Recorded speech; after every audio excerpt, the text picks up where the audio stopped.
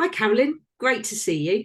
Hey, good. We've got a few things to catch up on today, I think. I know, always.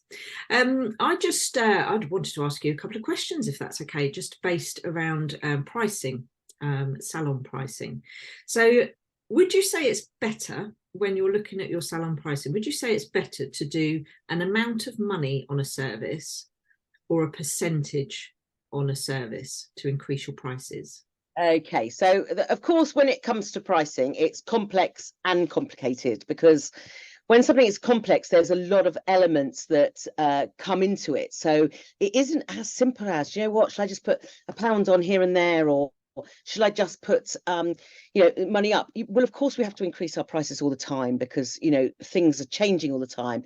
So if you're looking at a overall general price increase, I think a percent is quite a good way to do it, because you're looking at all of your costs, and then you're looking at putting that price up. Or the other way, of course, you can do it is you might, for instance, have a price increase for a product. So a certain product, I don't know, like a bleach or a color might go up by a percent. Now, that doesn't mean to say that you need to put that much percent on the color, but that will affect your costs. So it might be that you would price your colors slightly differently, and that might be amount of money. Or, for instance, where our electricity's gone up a lot, if you suddenly had an increase, and you knew that your electricity was going to be £200 a month more, you need to find £200. So you kind of go, well, if I have 200 clients, if I had £1 on every client, that's going to cover that extra cost. So there's different times you might use a percentage to using amount of money. But of course, the complexity is you need to know what your break even is before you really think about how you put your pricing on. So that's quite complex, and I'm going to be talking about that actually in our next bite size. So that's going to be an hour bite size, and that might be quite good to go into a bit more detail with that. Fantastic. That's brilliant. Thank you for that. And would you say, are there advantages to having an hourly rate, charging an hourly rate for your services, rather than an actual service price?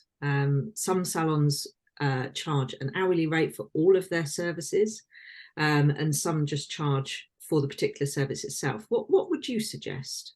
Well, of course, there's advantages and disadvantages to both as people moving more towards this price per hour.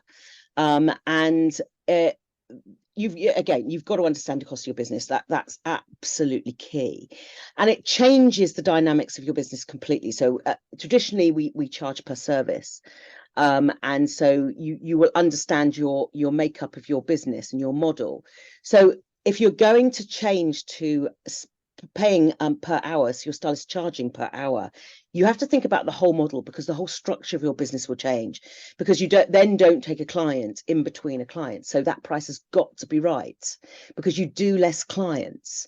So as the market's changing, as we're seeing people less often, I know salons that have had a great advantage of doing that.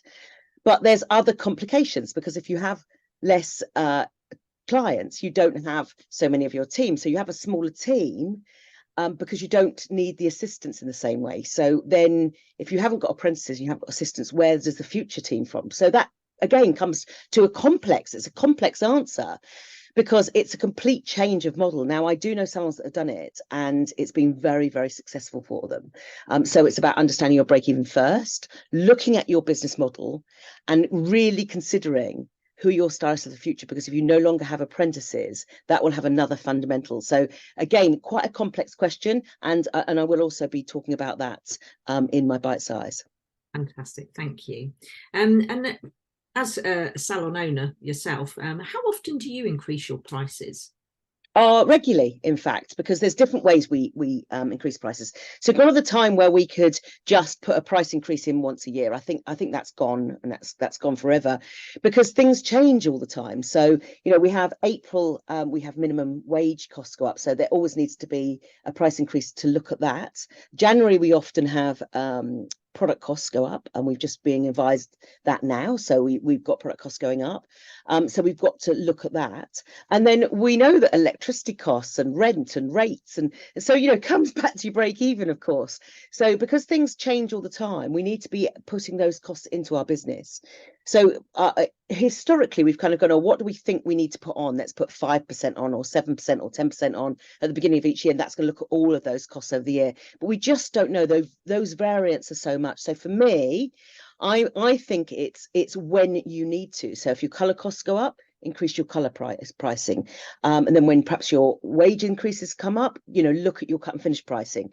And so what we tend to do is we tend to look at it every quarter and price different things, increase things at different times.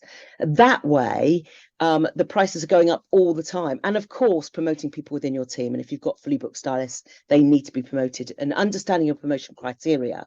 If you understand your promotion criteria, you can keep those prices going up all the time. So I think that we're past the once a year or twice a year price increase. It's when we need to do it, and making sure it is regular. I think that's normal in today's market. Brilliant, that's lovely. And you'll be going through everything to do with pricing for profits on the Business Bitesize on the 4th of December. And that's 6 till 7 p.m. Is that right? Yeah, we're doing an evening one to finish off the year. So perhaps instead of a cup of tea, we can have a glass of wine while we're talking. So look. I look forward to it. Excellent. Thank you ever so much, Carolyn. Thanks. Bye.